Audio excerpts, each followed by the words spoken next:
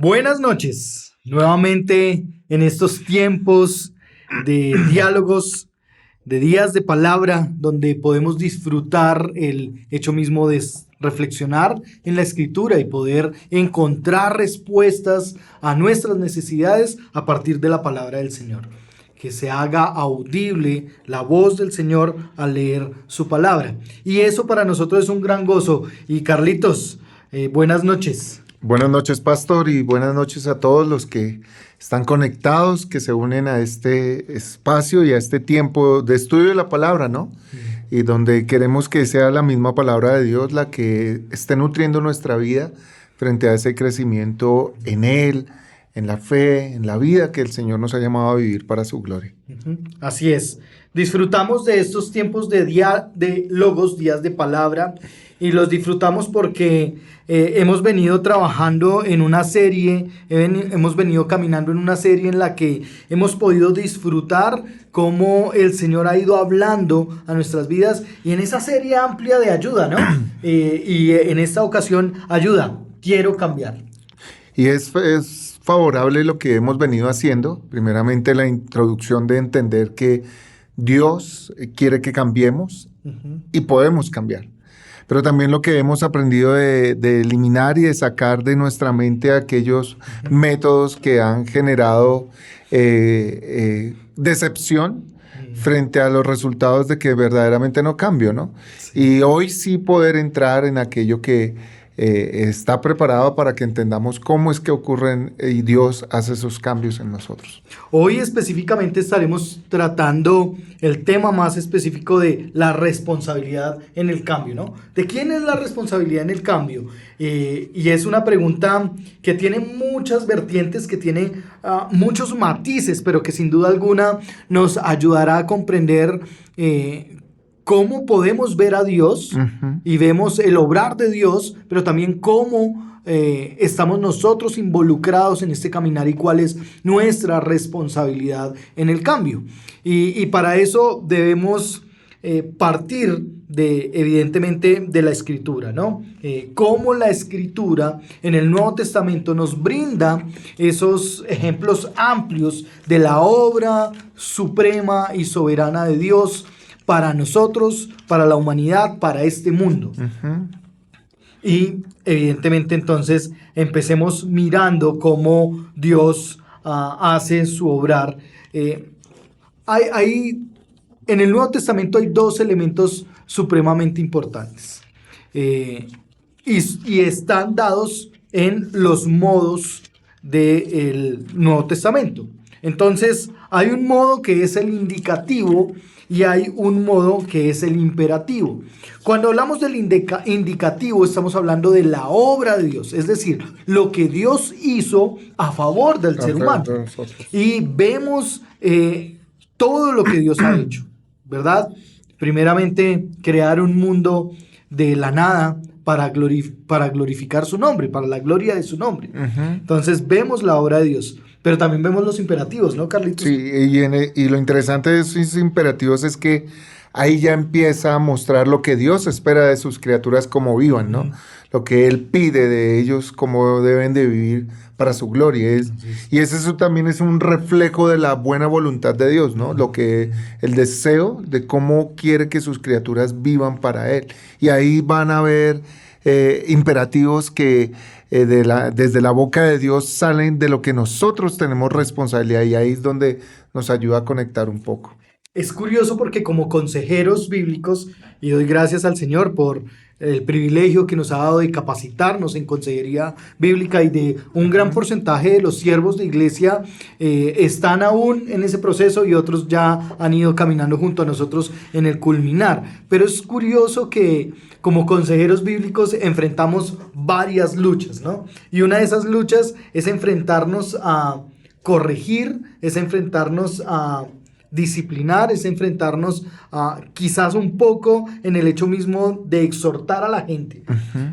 Y más aún cuando son hermanitos que son aportantes fieles, pero tenemos que corregirles, más aún cuando son personas muy comprometidas o quizás de mucho tiempo en la iglesia, ¿no? Y acercarnos para exhortarles, para corregir su forma de caminar, su forma quizás de expresarse y de hacer muchas cosas, a veces es difícil, ¿no? Como consejeros nos enfrentamos a esas cosas y cómo luchamos delante del Señor para no hacerlo en la carne, sino realmente que sea el Señor haciéndolo a través de nosotros como instrumentos. Y también los errores que se cometen en la consejería no bíblica, cuando se obvian estos dos modos, ¿no? Entonces, o se tiende a ir solamente hacia lo imperativo, Ajá. o se tiende a ir solamente hacia lo indicativo. Y es una forma errada de interpretación bíblica para traer el consejo completo a la persona. Y la persona no deje de ver a Dios, pero tampoco deje de ver lo que Dios espera de él, ¿no? Ajá. O algunos tienden solamente a hablar de lo que Dios espera. Y muchas personas se frustran en no ver cambios simplemente porque están dedicados a hacer lo que Dios espera. Pero no ven esa parte que Dios hizo. Y otros simplemente se tienden a ver solo lo que Dios hizo, entonces obvian sus responsabilidades, ignoran sus responsabilidades o tienden a la pereza de no hacer, se vuelven perezosos, holgazanes, como dice la palabra, en hacer lo que tiene que hacer. Entonces, por eso es lo que decías, que la consejería bíblica te lleva a tener un panorama concreto, claro y exacto de lo que la Biblia en general nos dice cómo debemos de hacer. Así es, así es. Llamar a la obediencia y no a la obediencia al pastor, ¿no? Porque a veces tenemos esa mala concepción, ese mal criterio de creer que cuando un pastor está llamando a la obediencia, estamos llamando a la obediencia al pastor. Y sí, claro, tiene algo que ver, pero es a la obediencia a la palabra del Señor, es a la obediencia a lo que el Señor mismo ha dicho y a ese imperativo que el Señor ha puesto en su palabra para nosotros, que va motivado por el indicativo, es decir, por eso que Dios hizo. Entonces, el imperativo es el resultado de lo que Dios ha hecho y que pone como ordenanza para nosotros, como mandato, como obra, ordenanza, como el consejo, como ley para nosotros. Entonces, veamos un poco cómo el Señor está mostrándonos en la Escritura principios para aquellos que quieren cambiar. Y es interesante que la Escritura, para todo aquel que quiere cambiar, le da principios de su palabra, principios del Señor, no moralistas, no religiosos, sino principios de la palabra del Señor que nos invitan a cambiar nuestra forma de pensar, de ver la vida, de actuar o la forma en que tomamos decisiones, ¿no? Y en la segunda carta de Pablo a Timoteo, hay allí un consejo, una norma o un principio que nos ayudaría en términos de esos elementos en los que necesitamos ir cogiendo para ir cambiando. Segunda carta de Pablo a Timoteo, en el capítulo 2, versículo 22, Pablo le dice a Timoteo esto: huye pues de las pasiones juveniles y sigue la justicia, la fe, el amor y la paz con los que invocan al Señor con un corazón puro. Huye. Un principio de la Escritura es: huye de las pasiones juveniles. Pero creo que a veces nos metemos más a ahondar en esas pasiones juveniles y damos rienda suelta de una u otra manera a nuestros apetitos, a nuestros deseos, ignorando lo que el Señor ya ha hecho. Y lo curioso es que la persona que huye, o sea, que adopta este principio de la Escritura, que lo pone en práctica en su vida como el fruto de por lo que Dios ha hecho por él, no está solo, con los que invocan al Señor con un corazón puro. Es decir, ya hay un movimiento, ya hay un grupo de personas que caminan con corazón puro e invocando al Señor. Es decir, adoptando y viendo al Señor actuar en su propia vida. Eso es grandioso, eso es espectacular, porque evidentemente hace parte de lo que somos como cuerpo. Y ahí vemos el primer principio aplicado de lo que es imperativo. Así es. Dios está aconsejando, ordenando pidiendo de que el que le ha conocido, de que el que ha creído en su obra, ¿cierto? Debe hacer esto, huir, ¿cierto? Y parece increíble que para muchos el concepto de huir es un concepto de cobardía, ¿no? Ajá. Pero aquí es un concepto de verdad, de cuidado, de santificación y de guardarnos en su palabra. Y ahí vemos claramente, el Señor está ordenando, le está pidiendo a sus criaturas, hagan esto. Ahí le está diciendo de manera imperativa, tú debes de hacer esto, ¿cierto? Y ahí marca la responsabilidad de que yo tenga que hacerlo. Ahí Dios no lo va a hacer por mí. Ajá. Dios no va a huir por mí. O sea, Dios me dice lo que debo de hacer, pero Dios no lo va a hacer por mí. Y eso muestra de manera práctica, cuando leemos la Escritura, todos estos consejos, estos mandatos, estas ordenanzas que Dios nos da para vivir en Él, mantenernos en Él, son responsabilidad nuestra, ¿no? Es mi deber hacerlo, es mi deber obrar en Él, ¿no? Es tan interesante que aún frente a la tentación y frente a la maldad, frente al pecado, que evidentemente es algo que está en medio nuestro y que está dentro de nosotros, que se gesta dentro de nosotros, en nuestro corazón. Aún el Señor echa mano de algo muy visible para nosotros, y es lo que hace en Mateo 5:29. Mateo 5 está hablando de las bienaventuranzas, está en todo el torno al Sermón del Monte, pero hay algo bien interesante frente a esos mandatos imperativos del Señor, ¿no? Y dice el versículo 29, si tu ojo derecho te hace pecar, arráncalo y tíralo, porque te es mejor que se pierda uno de tus miembros y no que todo tu cuerpo sea arrojado al infierno. Es decir, si hay aún en la ilustración que utiliza el Señor, porque son palabras de Jesús, aún si una parte de tu cuerpo te está conduciendo a pecar, quítatelo. Tu responsabilidad es cortar con eso. Con el pecado. Y es curioso porque es el mismo Señor el que en palabras ha dicho que la iglesia es el cuerpo de Cristo. Y cuando decía esto yo reflexionaba un poco, wow, o sea, si hay un miembro que está llevando a pecar, es mejor que éste sea arrancado del cuerpo y el cuerpo viva sin ese miembro, a que por este miembro todo el cuerpo vaya al infierno. Ahora, la ventaja ahí es que el Señor tiene la capacidad del mismo cortar de su cuerpo algo que puede. Y el Señor lo va a hacer en su gracia, porque el Señor ama al cuerpo de Cristo. El Señor dio su vida y entregó a su Hijo por el cuerpo de Cristo. Entonces, el Señor es el que en procura del cuidado y de que se mantenga puro, se mantenga limpio, que haya santidad y reflejo de gloria del Señor en el cuerpo de Cristo, el Señor va a quitar aquello que conduzca hacia el pecado. Por eso creo que el cuerpo del Señor es muy dinámico y nosotros aún debemos hacer esa misma reflexión. ¿Qué de mí me está llevando a pecar? A veces decimos, no podemos vivir sin internet, pero si tienes que arrancarte el internet para que no peques, arráncatelo.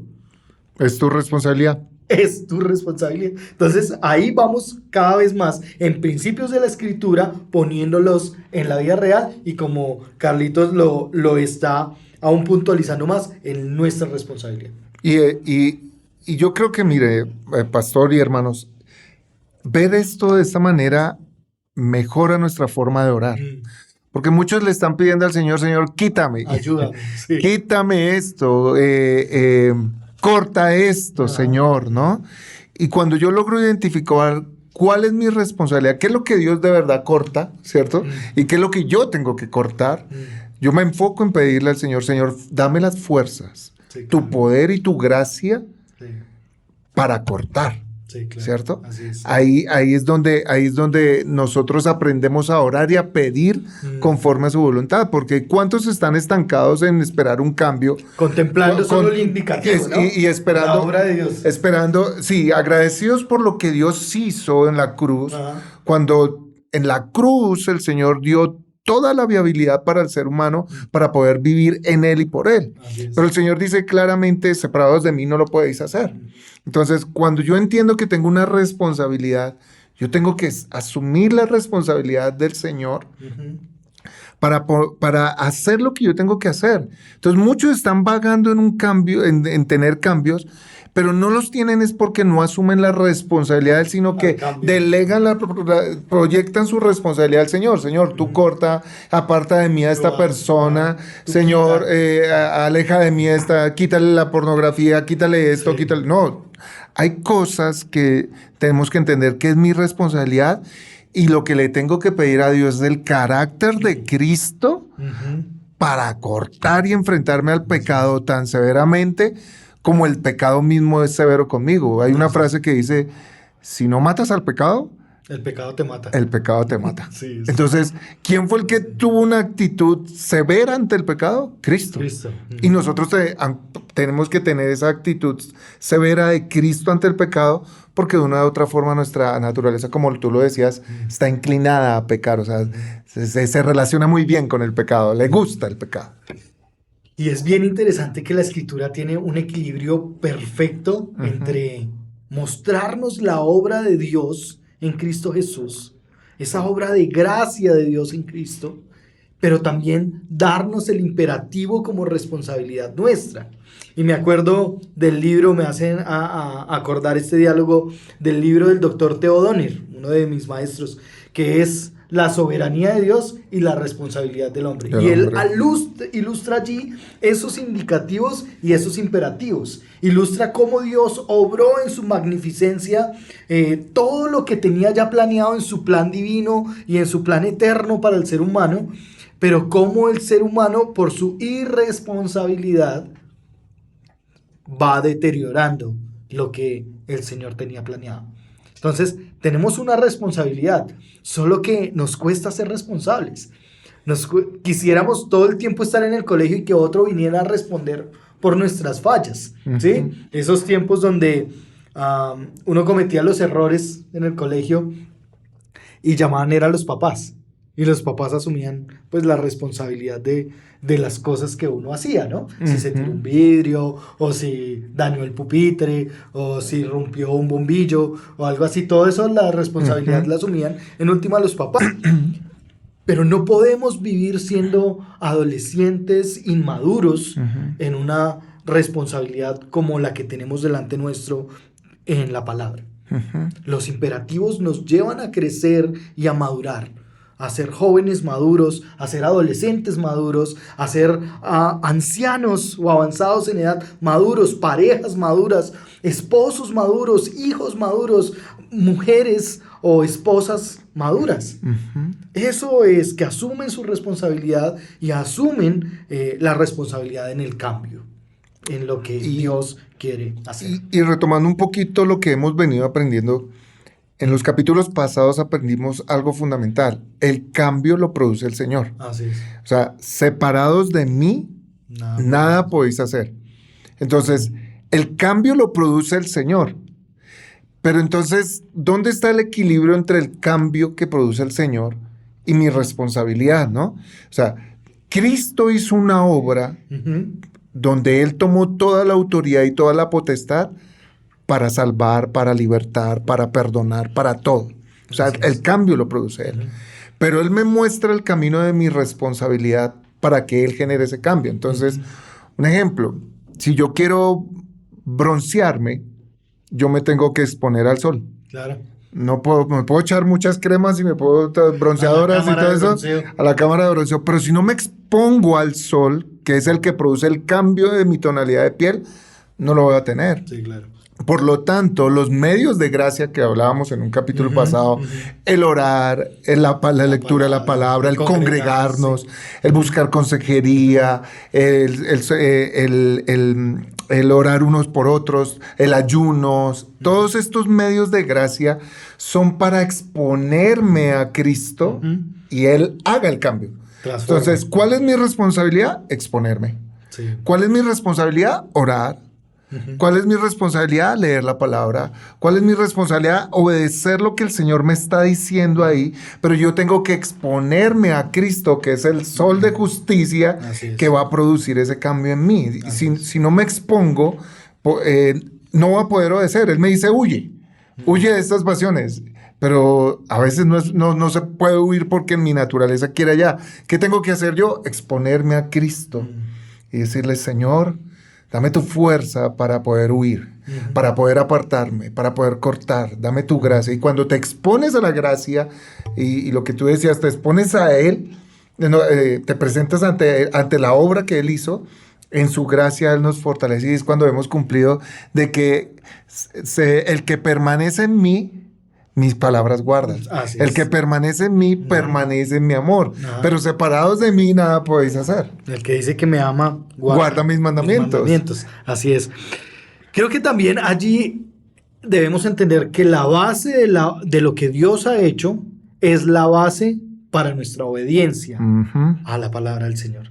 Es decir, lo que nos debe impulsar, motivar, lo que nos debe inspirar al cambio y asumir nuestra responsabilidad en el cambio, en la obediencia a la palabra del Señor, es la obra del Señor mismo. Amén. Es lo que Él mismo ha hecho en ese indicativo, en ese perfecto plan. Lo que Él hizo me inspira a mí a obedecerlo, me inspira a mí a retribuirle gratitud en obediencia, en guardar su palabra, en amarlo, guardando sus mandamientos. Entonces creo que eso nos pone en otro parámetro totalmente diferente. Confío en el obrar de Dios, pero asumo mi responsabilidad como hijo de Dios, como siervo de Dios. Como esposa que cree al Señor, como esposo que cree al Señor. Y ahí colocas un fundamento a aquellos vacíos que de verdad tenemos frente al cambio. O sea, realmente yo creo y confío en lo que Cristo hizo. Así es. Porque si creo y confío, me va a llevar, como tú lo dices, a exponerme a Él, a buscarlo a Él y a asumir mi responsabilidad. O sea, creo que aún el desconocimiento en verdad de lo que Cristo totalmente hizo en la cruz por nosotros, desconocer la obra redentora del Padre, del Hijo y del Espíritu Santo en nosotros, hace que no tengamos certeza y seguridad de lo que Él hizo. Por lo tanto, ahí hay una grieta que no permite que asumas tu responsabilidad, que asumas tu deber y hagas lo que tienes que hacer. Porque si yo creo en lo que Cristo hizo, ese mismo creer me impulsa a lograr. Sí. Pablo decía, porque creí, hablé. Así es. ¿Cierto? Por tanto, si creemos, actuamos. El verdadero crecer está evidenciado por la obediencia. Así es. Sí. Creo que eso nos introduce también al hecho mismo de las posturas nuestras cuando decimos, no, es que yo confío en el obrar de Dios. Yeah. Entonces, no tengo trabajo, pero yo no voy a buscar. Yo confío que Dios va a abrir la puerta a la hora. ¿Sí? Yo sé que tengo que cambiar las mentiras, pero yo confío que Dios va a cambiar eso. Esa manera como tan legalista de creer en la palabra de una forma como tan relajada que nos pone a nosotros, como nos pone a nosotros, que sí, yo confío en lo que Dios va a hacer. Y suspendemos nuestra responsabilidad. Las obras de Dios, el obrar de Dios, no suspende nuestra responsabilidad y nuestras obras. Es decir, yo sé que Dios va a abrir una puerta laboral, yo sé que Dios va a proveer económicamente para mi hogar, pero yo debo caminar en ir a buscar trabajo, en ir a trabajar, en cuidar mi trabajo, en amar lo que hago. Igual, los chicos. Sí, yo sé que Dios me va a dar la sabiduría para la hora de exponerme al parcial final. Pero en eso mi responsabilidad es estudiar.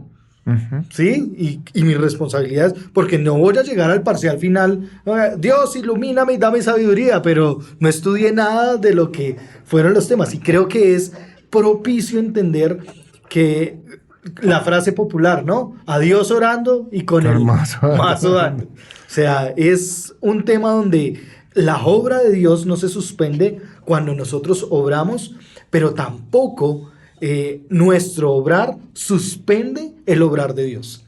Es decir, Dios sí va a darle el visto bueno a lo que hacemos o va a cerrar las puertas. Uh-huh. Y debemos ser maduros para comprender en qué momento Dios está diciendo, no, por aquí no es, es por otro lado. Y no quedarnos arrasgados, es que yo quiero que sea por aquí, yo quiero que sea por aquí. Y eso me hace recordar un poco cuando uno estaba en la juventud y lo llevaban a jugar a cierto equipo. Que uno decía, uy, la carrera profesional es jugar fútbol. Y el Señor va mostrando que no es por ahí y va cerrando las puertas, pero uno sigue enfrascado con que sí es, y hace de todo y manipula de todo para quizás llegar a alcanzar esas metas que no es lo que el Señor tiene en su plan para nosotros. Uh-huh. Que es otra cosa totalmente distinta. A unos los tiene el Señor para jugar fútbol. Uh-huh. Totalmente de acuerdo en el tema, pero a otros el Señor no nos tenía para jugar fútbol, nos tenía para otros propósitos. Entonces creo que debemos entender que el obrar de Dios no suspende nuestra responsabilidad o no anula nuestro obrar, y nuestro obrar no anula el obrar de Dios. Uh-huh. El obrar de Dios se da cuando nosotros estamos obrando y responsabilizándonos por lo que debemos hacer. Y eso es equilibrio. Y eso es equilibrio. Eso es un equilibrio. Porque en lo primero que decías de que el obrar de Dios no suspende mi obrar o mi responsabilidad.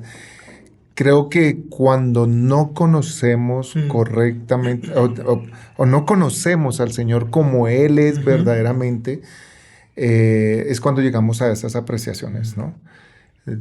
Por esencia, el pecado trajo también a nosotros una actitud de autojustificarnos y de no asumir la responsabilidad que tenemos ante Dios. Así es. ¿Cierto? Entonces, es más fácil asumir una responsabilidad ante el hombre porque quiero ganar algo del hombre, ¿no? Porque quiero esperar algo del hombre, porque en algo me beneficia. Entonces, yo asumo esa responsabilidad porque, claro, algunos trabajan, obviamente, trabajo no porque amo mi trabajo, sino porque el salario que me da me conviene, bueno, ¿cierto? Entonces, son perspectivas diferentes. Igual es para con Dios, ¿no? Que Dios obre no suspende mi responsabilidad de obrar, pero muchas veces la traslado, no la cumplo mi responsabilidad porque verdaderamente no amo a Dios, no conozco a Dios como Él es. Y no entiendo su amor, no entiendo su gracia, todo lo que Él verdaderamente ha hecho, porque si lo entendiéramos, las mismas obras de Dios nos motivan a obedecerle. Las mismas obras de gracia, de amor, de misericordia, de bondad, sus milagros que hace en medio nuestro, nos motivan a obedecerle. Y la otra es que yo lo quiero hacer todo, lo que tú estás poniendo, ¿no? Mi responsabilidad no obra el obrar de Dios. Aun cuando Dios me dice haz esto, debo estar atento también a lo que Él está haciendo, porque es un caminar y un vivir con Él, ¿no? Un andar con Él, y eso es la sabiduría. Cómo camino con Dios en mi vida, de tal manera que transito su voluntad y sus planes y sus propósitos. Si concluyéramos en una frase esta primera parte, creo que podríamos decir que nuestra obra se manifiesta o tiene como base el obrar de Dios. El obrar de Dios. O sea, lo que yo hago debe tener como base lo que Dios hizo primero por nosotros. Y ahí vienen muchos textos de la palabra a la mente. Pero realmente aún, si nosotros tenemos eso como base, si tenemos el obrar de Dios como la base para nuestro obrar, para lo que tenemos que hacer, aún la palabra misma nos llama a estimular a otros que se quedan esperando la voluntad de Dios sentados en un sofá, canaleando o perdidos en la red social. Y es Pablo en Tesalonicenses, en la primera carta, en el capítulo 5, versículo 14, la que nos lleva a nosotros como creyentes a mirar al Señor, lo que Él ha hecho, pero también a actuar conforme a lo que el Señor ha dicho. Entonces, dice el versículo 12, voy a leer desde el 12, dice: pero les rogamos, hermanos, que reconozcan a los que con diligencia trabajan entre ustedes y los dirigen en el Señor y los instruyen, y que los tengan en muy alta estima con amor por causa de su trabajo. Vivan en paz los unos con los otros. Y ahí va el imperativo, versículo 14. Les exhortamos, hermanos, a que amonesten a los indisciplinados, animen a los desalentados, sostengan a los débiles y sean pacientes con todos. Como el Señor mismo, a los que trabajan con diligencia, a los que se esfuerzan, a los que tienen como base el obrar de Dios para su caminar, también les está dando una tarea de animar, de exhortar, de corregir a otros en que no se queden. Otras versiones dicen a que les estimulen a los holgazanes, ¿no? A los holgazanes, sí. Estimulen. Aquí desalentados. Eso. Aquí dice: les exhortamos, hermanos, a que amonesten a los indisciplinados. Es decir, a los que se quedaron relajados y tranquilos, esperando la obra de Dios y que la provisión caiga como del cielo. Y esos son los misticismos, claro, que hablamos la semana pasada. Claro. Proverbios amonesta fuertemente a los perezosos. Así es. A los negligentes, ¿sí?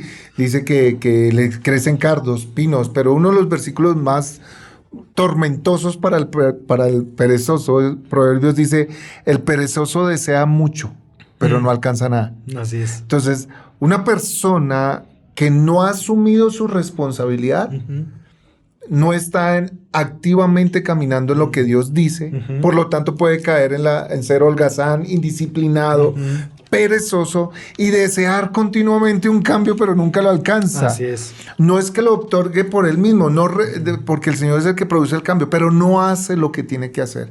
Y yo creo, pastor, que aún yo reflexiono y meditaba cuando nos preparábamos, de verdad que nosotros desplazamos mucho nuestra responsabilidad. Sí. Y somos perezosos, somos negligentes, somos flojos para caminar en lo que el Señor nos dice. Queremos que el Señor lo haga todo. Queremos que el Señor, mejor dicho, el ser humano anhela tanta comodidad que desea que Dios aún esté a su servicio. Y nosotros tenemos que entender que tenemos una responsabilidad. Y cuando uno mira hacia atrás, nos hemos perdido de disfrutar tantas cosas hermosas de la gracia de Dios que tiene para nosotros, por irresponsables, por no asumir nuestra responsabilidad bíblica que tenemos, y por perezosos, por holgazanes, por negligentes y todo eso. Y yo creo que esto nos lleva a reflexionar en eso, ¿no?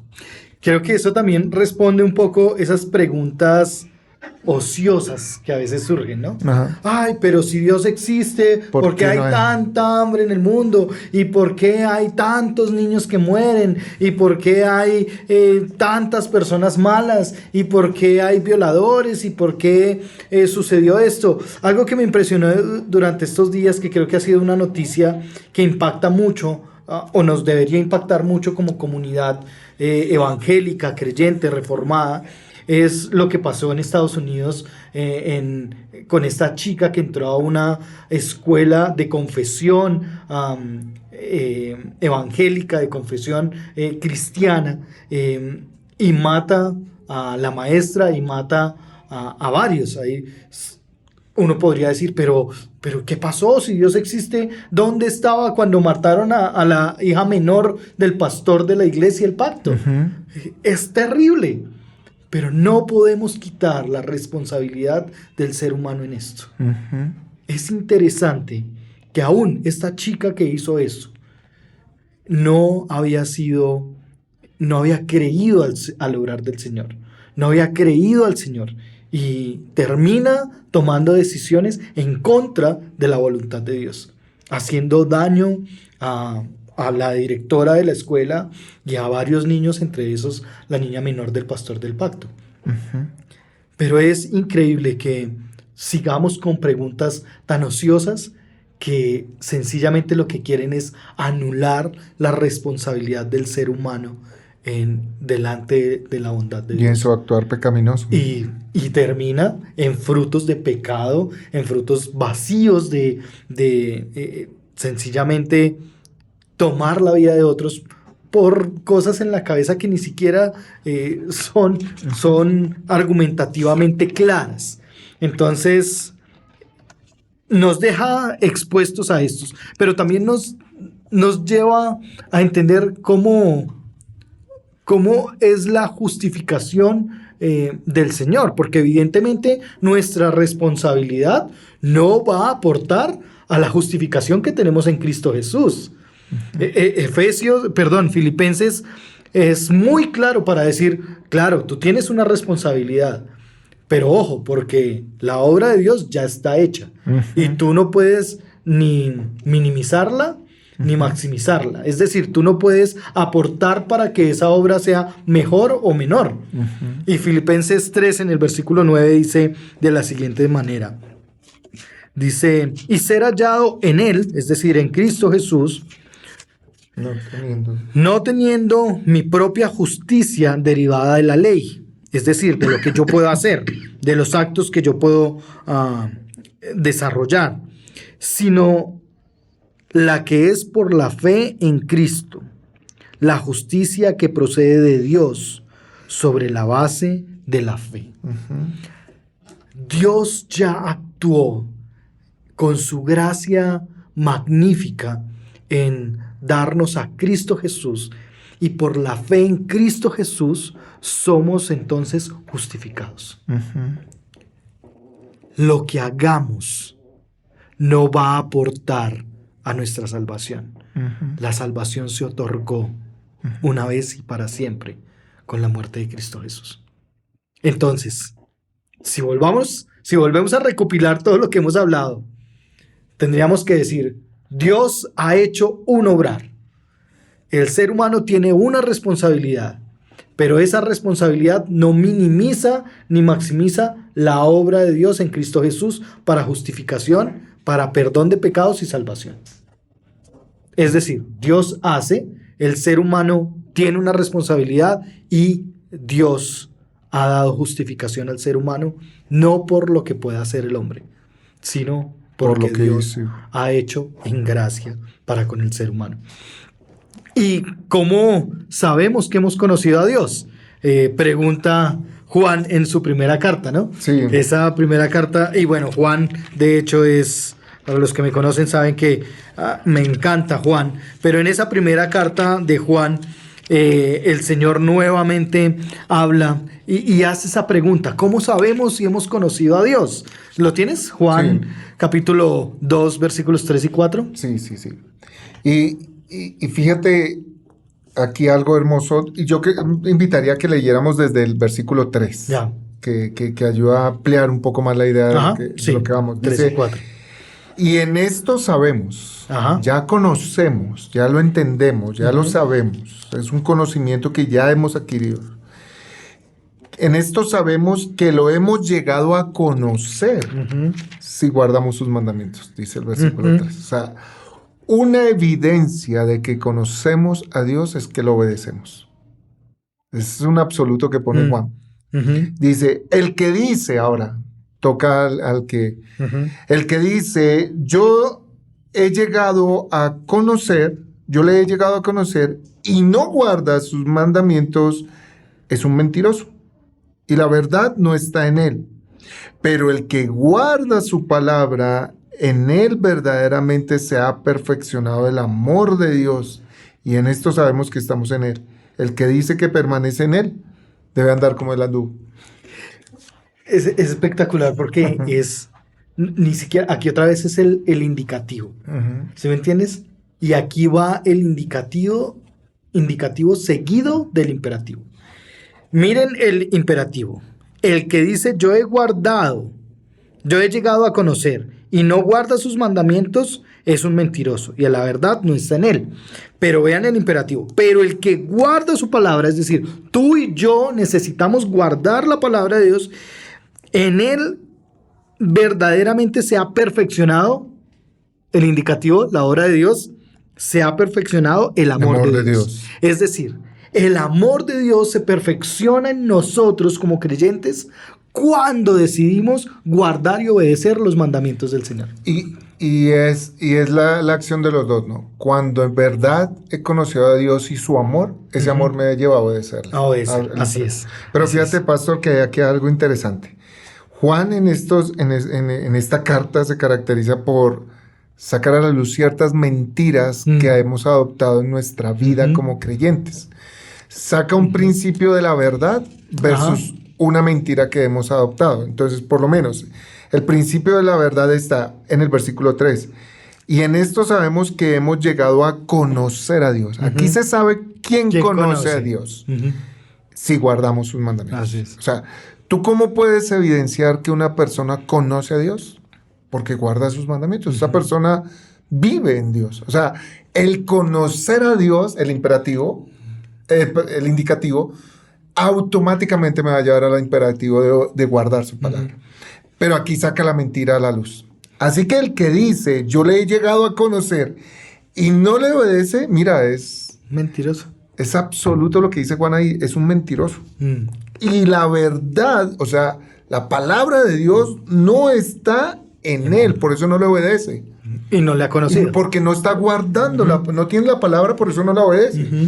Dice, y la verdad no está en él, pero el que guarda, ya va al imperativo, que tú dices, pero el que guarda su palabra, en él verdaderamente se ha perfeccionado el amor de Dios. Entonces, yo creo que es valioso poder entender y verlo desde esa realidad. ¿Cuántas mentiras nosotros tenemos en el Señor? A veces validamos a alguien por sus buenas conductas morales. Ay, ese sí conoce al Señor. Ese sí conoce a Él, ¿cierto? Lo conoce. Ay, Él es de Dios, ¿cierto? ¿Por qué? Porque tiene buenas conductas morales, ¿cierto?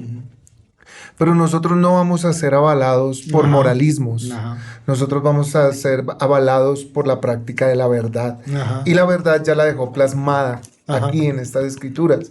Por lo tanto, el verdadero creyente ha asumido la responsabilidad, que ha conocido a Dios, ha asumido la responsabilidad de vivir en su palabra. Y de andarla, y de buscar el rostro de Dios para tener esa fuerza, ese amor cada día, crecer en ese amor, en esa relación que le lleva a obedecer. Porque el amor es lo que nos lleva a obedecer, el amar más a Dios, el experimentar su amor. Juan también dice más adelante, en esto conocemos en que le amamos, no en que nosotros le hayamos amado a Él primero, sino que Él nos amó. Entonces yo tengo que exponerme al amor de Dios nuevamente, exponerme a ese amor para que lo llegue a amar a Él de tal manera que termino obedeciéndole. Y es lo que dice Juan 14:15, ¿no? Sí. Si me aman, guarden mis mandamientos. Es la expresión pública del amor al Señor. Amén. ¿Cómo guardamos los mandamientos? ¿Cómo no digo mentiras porque amo al Señor? Amo al Señor. Cada vez que estoy mintiendo, estoy diciendo al Señor, no te amo. La verdad no está en mí. Cada vez que un hombre mira a una mujer con una intención inadecuada, está diciéndole al Señor, no te amo, Señor. Cada vez que una mujer utiliza la sexualidad para manipular y alcanzar sus logros, está diciéndole al Señor, no te amo. Así es. Cada vez que un joven hace trampa en la universidad o en el colegio, le está diciendo al Señor, no te amo. Y la verdad tuya no está en mi vida. Y ahí en eso que dices, es hermoso ver cómo el amor de Dios en nosotros saca la ley del legalismo y la lleva a la gracia para hacer vida. Así es. Entonces la palabra de Dios se vuelve vida, no se vuelve una ley, una obligación, una demanda de que tengo que obedecer, no, porque el mismo amor en esa gracia me lleva a obedecer por amor, por la gracia expresada de Él, ¿no? Creo que es muy diciente, ¿no?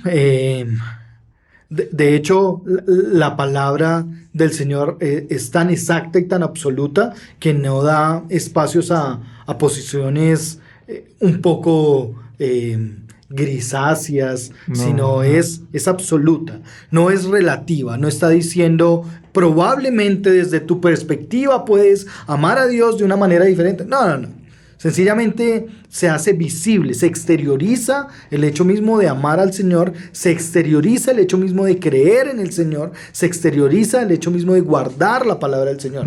Se hace evidente en el caminar, se hace evidente cuando le paso al policía para que no me parta, le paso al policía unos billeticos para que no me parta o no se me lleve el carro. En ese caminar hay muchas cosas, los negocios por debajo de cuerda, ¿no? Esos negocios de, no, usted me factura en tanto y yo paso la factura por tanto. Y esos caminares solo están diciendo, realmente no amas al Señor, no caminas bajo la gracia del amor del Señor. Y la página 40 de este librito me pareció muy llamativa y quisiera leer una parte en la que nosotros debemos identificar cómo el Señor ha dado sus mandatos para la obediencia, cómo el Señor ha puesto su ley para que le obedezcamos, pero también entender cuál es la función de la ley en nuestras vidas, comprender cuál es el propósito de los mandamientos para nosotros, porque evidentemente para los fariseos, los escribas, los judíos del mundo antiguo, del primer siglo, el propósito principal era cumplir los mandamientos, ¿sí? Pero no es lo que en la gracia del Señor es el propósito de la ley. Sí. Entonces, la página 40 dice, nuestro fracaso diario de cumplir perfectamente los mandamientos de Dios nos lleva de regreso al consuelo del Evangelio, que nos recuerda que nuestra posición ante Dios solo se da por la fe en Cristo y no por nuestras obras. Nuestro pecado, y ojo con esto, nuestro pecado nos lleva a reconocer nuestra necesidad diaria del Evangelio de la gracia. Nuestra incapacidad de cumplir la ley nos debe llevar diariamente a reconocer nuestra necesidad del Evangelio de la gracia. Y a depender de él. Y a depender del Señor. Cómo el Evangelio de la gracia me capacita para vivir en la verdad de la palabra del Señor. Cómo la verdad del Evangelio de la gracia me da las herramientas necesarias para yo poder responder ante una sociedad que está corrompida. Cómo el Evangelio de la gracia me sustenta ante la situación que vivo en mi casa con mis hijos, con mi esposa, o con el esposo, o con los papás. Cómo el Evangelio de la gracia capacita al creyente para caminar en la verdad y guardando la palabra del Señor. Y eso que dices de el Evangelio capacita es bonito porque cuando yo comprendo el Evangelio de lo que Cristo hizo por mí, Dios a través de su Hijo hizo por mí, también me capacita para entender que de Él procede mi cambio, pero también me capacita para asumir que no puedo cambiar. Cuando el Señor Jesucristo nos enseñó a orar en el Padre Nuestro, dice, porque tuyo es el reino, tuyo es el poder y tuya es la gloria. Y esa es una oración que reconoce que el poder para cambiar viene de Dios, que en quien tiene toda autoridad y señorío para generar cambios es el Señor. Y quien es el Rey de Reyes y Señor que tiene todo el reino y gobierna para generar cambios es Él. Me lleva a eso que tú dices, me capacita para decir, Señor, yo no puedo cambiar por mí mismo. Yo dependo de ti para generar este cambio en mi vida, sea la área que sea. Generar el cambio en mi matrimonio, solo tú lo puedes cambiar. Generar el cambio en mis relaciones, solo tú lo puedes cambiar. Generar este cambio en mi vida sexual, en mis adicciones, Señor, solo tú lo puedes generar. Por eso me humillo ante ti para pedirte la fuerza, la gracia para obedecer tu palabra y caminar en el cambio que tú quieres hacer en mi vida. Y es bonito que el Evangelio nos capacita para ser humildes, Amén. para reconocer que no puedo, para reconocer que sin Cristo no puedo, que lo necesito. Y esa misma necesidad me hace correr a Él y exponerme a su poder, exponerme a su favor. Entonces, creo que es lindo ver que el Señor, su palabra es vida, pero es lindo ver que el Evangelio nos capacita para ser humildes y decir, ayuda, no puedo cambiar, ayúdame, Señor, yo no puedo. Y cuando el hombre reconoce que no puede, de verdad, alguien decía que está en la mejor condición, porque permite a Dios obrar. Y eso es lo que complementa lo que tú venías diciéndonos. Ni mi actuar de exponerme y decir no puedo, pues hace que Dios obre, pero Dios dice que al altivo y al orgulloso, al que dice yo puedo, pues lo mira de lejos. Bueno, hágale. Y como creyentes caemos muy continuamente en ese pecado de nuestro orgullo, de decir yo tengo que hacer algo. Sí, y ese algo es aislado de Dios. Yo tengo que buscar la manera, y buscar esa manera es buscar sin Dios. Cavar cisternas rotas donde yo quiero que el cambio se genere para después yo decir, yo encontré la manera de cómo hacerlo.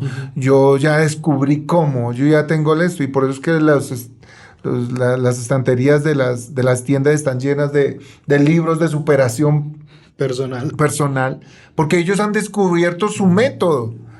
Pero cuando nosotros decimos no puedo, encuentro la forma en que Dios hace el cambio, y entonces estarían más llenas las estanterías de decir, mire, Dios es el que produce el cambio, Dios es el que produce el cambio, Dios es el que produce el cambio. De involución personal. Involución personal, sí.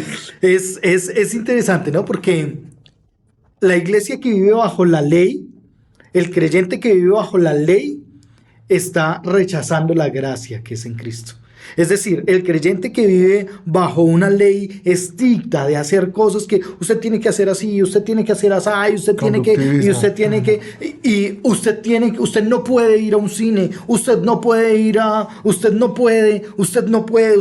y se convierte en eso que en algún momento las personas que no creen o que ven de lejos a las personas que están creyendo y caminando por las sendas del Señor, no, pero es que los cristianos no van a un asado, no toman un tinto, no. Y eso no es lo que nos está capacitando la gracia del Señor. Más bien nos conduce a mirarnos con gracia y a vivir en la gracia. Y eso es lo que dice Gálatas en el capítulo 3, versículo 24. Dice, de manera que la ley ha venido a ser nuestra guía, ojo, nuestra guía para conducirnos a Cristo, a fin de que seamos justificados por la fe. Sí. A fin de ser justificados para conducirnos a Cristo. La ley es la herramienta que Dios utiliza para llevarnos a Cristo Jesús y la justificación por la fe en Cristo Jesús. La ley no está hecha para que tú y yo la cumplamos. Está para que nos humillemos y digamos lo que tú decías hace un momento. No puedo cumplirla. Me es imposible cumplirla.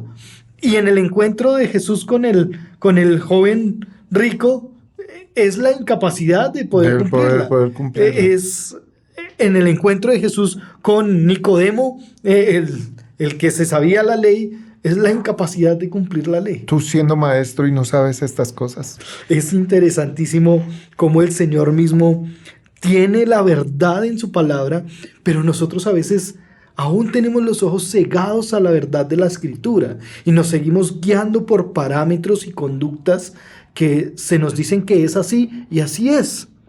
Y es increíble que aún en el cuerpo de Cristo hay dedos para señalar aspectos que no conducen a la gracia. Porque de pronto el cambio que se necesita en el corazón es que Dios quite el legalismo que hay en mí. Amén. Porque nos acercamos a la Escritura con una actitud legalista.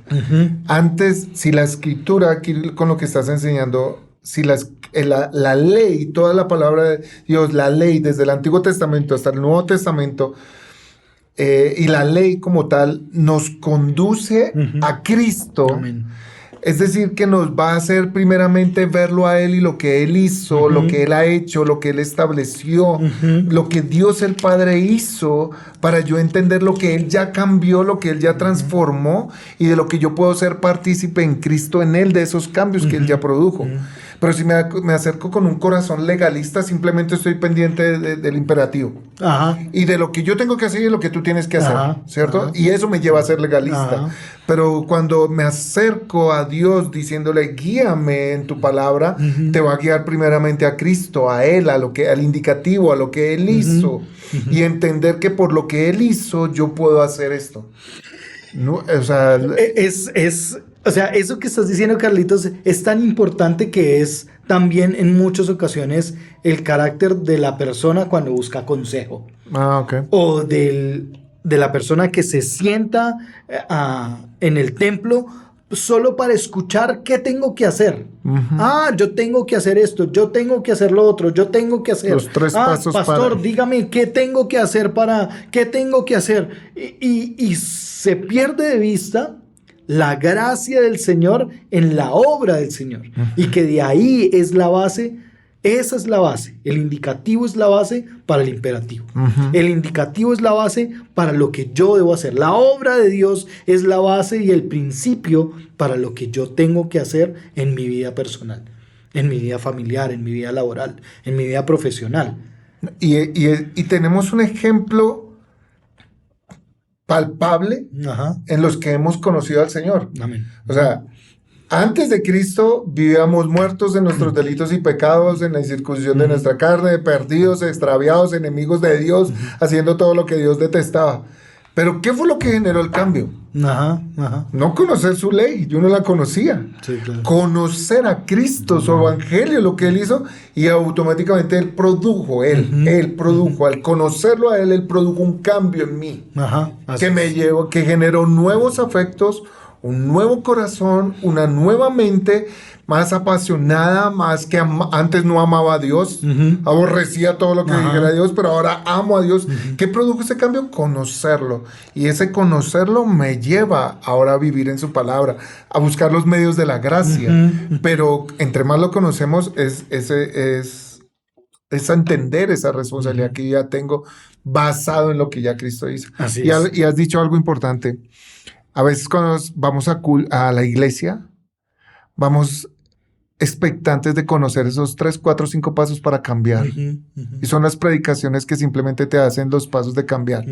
Pero una predicación sana te revela a Dios. Así es, muestra Una Cristo. predicación verdaderamente ceñida al texto bíblico te muestra primeramente a Dios y lo que Él produce en ti. No lo que tú tienes que hacer para eso, porque eso es un resultado de haberte expuesto a la gracia y al poder de Dios. Y evidentemente hay otros que solo escuchan, ¿no? Hay otros que solo escuchan y dicen, voy a coger esta cosita, y se vuelven personas que solo escuchan. Pero la escritura aún en Santiago estimula a no solo escuches, ojo. Y dice Santiago capítulo 1, versículo 22, sean hacedores de la palabra y no solamente oidores, que se engañan a sí mismos. Es decir, el que viene a una consejería o el que viene a un tiempo ministerial, el que se reúne en un eslabón, el que va al culto solo por mitigar esa culpa de, no fui, no hice, no, es si escuchas la palabra de Dios, si la predicación de la palabra ha mostrado a Cristo Jesús, ha mostrado tu realidad indigna delante del Señor, te debe llevar a no estarte engañando a ti mismo, sino a ser hacedor de la palabra, a practicar la palabra, a que el Señor produzca fruto en cada uno de nosotros por lo que hemos escuchado de la palabra de Dios. Entonces, si vamos concluyendo y si vamos caminando en esto que Dios ha hecho, podríamos, ayúdame resumiendo quizás un poquito esa primera parte. Lo primero que debemos de entender es que tenemos que entender la obra que Dios hizo y entender que tenemos una responsabilidad. Así es. Partiendo de un indicativo que es lo que Él hizo y un imperativo que es lo que Él espera que nosotros vivamos, obedezcamos y hagamos en Él, ¿no? Eso es lo primero. Tengo una responsabilidad en el cambio, aun cuando el cambio no depende de mí. Así es. Es total, lo produce el total en mí, pero mi responsabilidad es a través de los medios de gracia, a través de la palabra, de lo que Él me ordena, me enseña, yo debo hacer y así me expongo al Señor. Así es. Pero, en la segunda parte, la ley no me conduce a entender, o sea, el practicar la ley, el cerrarme a la ley, no me va a permitir ver la gracia. Es la ley un medio de gracia también que me muestra a Cristo Jesús para tener fe en Cristo Jesús. Entonces, salvo solo por gracia, es lo que nos dice Efesios en el capítulo 2, versículos 8 al 9, ¿no? Salvo solo por gracia. ¿De qué? De lo que también Romanos 5, 9 nos dice, de la ira de Dios. Hemos sido salvos por gracia de Dios en Cristo Jesús, de la ira misma de Dios en nuestras vidas. Entonces, cuando obedecemos, no lo hacemos para ganar el favor de Dios. Cuando obedecemos la palabra, la atesoramos, lo hacemos en respuesta al gran amor que Dios nos ha dado. Lo hacemos en gratitud a lo que Dios ha hecho, en gratitud a la obra misma de Dios. Cuando yo decido obedecer y atesorar la palabra del Señor, estoy agradeciendo, estoy lleno de entendimiento, de conocimiento de quién es Dios, y estoy entonces obrando en obediencia por lo que Dios mismo ha hecho. Y no intento ganar el favor de Dios cuando obedezco la palabra. Lo hago en respuesta al gran amor, en respuesta y gratitud al gran amor de Dios. Así es. Y entender que mi obrar no anula el obrar de Dios, ni el obrar de Dios anula mi responsabilidad. Así es. ¿Cierto? Entonces mi responsabilidad la tengo que hacer, pero eso no va a anular el obrar de Dios. Si yo lo hago, no es que Dios ya no hizo nada, no, Él sigue actuando juntamente conmigo. Y que el obrar de Dios no anula mi responsabilidad como para que yo me eche a las petacas, a la pereza, a la holgazanería y deje de hacer lo que tenga que hacer. Tú y yo podremos ver el reflejo de la gloria de Dios en nuestras vidas, en nuestra familia, en la comunidad, pero eso no anula nuestra responsabilidad. La responsabilidad al cambio está dada y puesta en nuestras manos, en la capacidad de decidir, en la capacidad de conocer al Señor, en los medios de gracia dados por el Señor mismo. Por eso, hoy, si queremos cambiar, tenemos una responsabilidad frente a la Escritura, pero también porque hemos aceptado la gracia que la misma palabra de Dios nos ha dado. ¿Tú y yo podemos cambiar? Sí. Tenemos una responsabilidad frente al cambio. En la soberanía del Señor, Él ha determinado darnos una responsabilidad frente al cambio. Eso es. Y gracias, Carlitos. ¿Algo para anunciar, pastor, para esta Semana Santa? Bueno, tendremos nuestros tiempos de Semana Santa, jueves 10 de la mañana, viernes 10 de la mañana y domingo desde las 9 de la mañana, 9:30 de la mañana en nuestro tiempo de oración y después a las 10 en nuestro tiempo de culto. Viviremos un tiempo muy bello. Sin duda alguna recordaremos la obra de Cristo aquí, en medio nuestro, en la tierra. Pero estaremos viéndolo de una manera distinta desde el Evangelio mismo de Juan. Cómo Juan nos está ilustrando y muestra evidencias de un veredicto final. El veredicto final donde tú y yo podremos decidir frente a todas las evidencias que el Señor ha puesto en su palabra en el Evangelio de Juan, cómo el veredicto final está dado por el Señor mismo. Y que es una oportunidad para que invitemos a nuestros amigos. La Semana Santa es una oportunidad que tiene la iglesia para predicar el Evangelio. Y es una oportunidad para que traigamos amigos para que escuchen la palabra. Así que queremos lanzarles esta invitación y también desafío. Trae un amigo en esta semana a la iglesia. Trae un amigo a estos tiempos que vamos a vivir especiales para que escuchen el Evangelio. Y de esta manera ellos se puedan confrontar con la obra maravillosa del Señor y entiendan la vida nueva que Él les ha llamado y les puede dar para que empiecen a vivir. Así que es un tiempo de evangelismo, es un tiempo como iglesia para recordar, sí, lo del Señor, pero es un tiempo para anunciar y proclamar el evangelio a otras personas. Así que tu desafío es traer un amigo a estos tiempos de Semana Santa. Y disfrutemos la Semana Santa. No es un aspecto para hacernos monjes e internarnos y estar solos. Es una oportunidad para hacer comunidad, para que otros abracen la gracia del Señor en Cristo Jesús, en la obra de Cristo Jesús. Por eso, invitemos, traigamos a aquellos que están diciendo, quiero cambiar, pero no veo un cambio en mi vida. Traigamos a aquellos que quieren conocer más al Señor. Invitemos a aquellos que quizás están en tristezas profundas y desean ver cómo el Señor obra en sus corazones. Traigamos a aquellos que quieren conocer al Señor y que en la lectura de la palabra podamos disfrutar siendo personas que le dan la gloria a Dios y asimismo familias que damos la gloria a Dios. Un abrazo para todos. Gracias, Carlitos, por ese tiempo y el Señor les bendiga. Que estén bien. Gracias, pastor. Bendiciones a todos.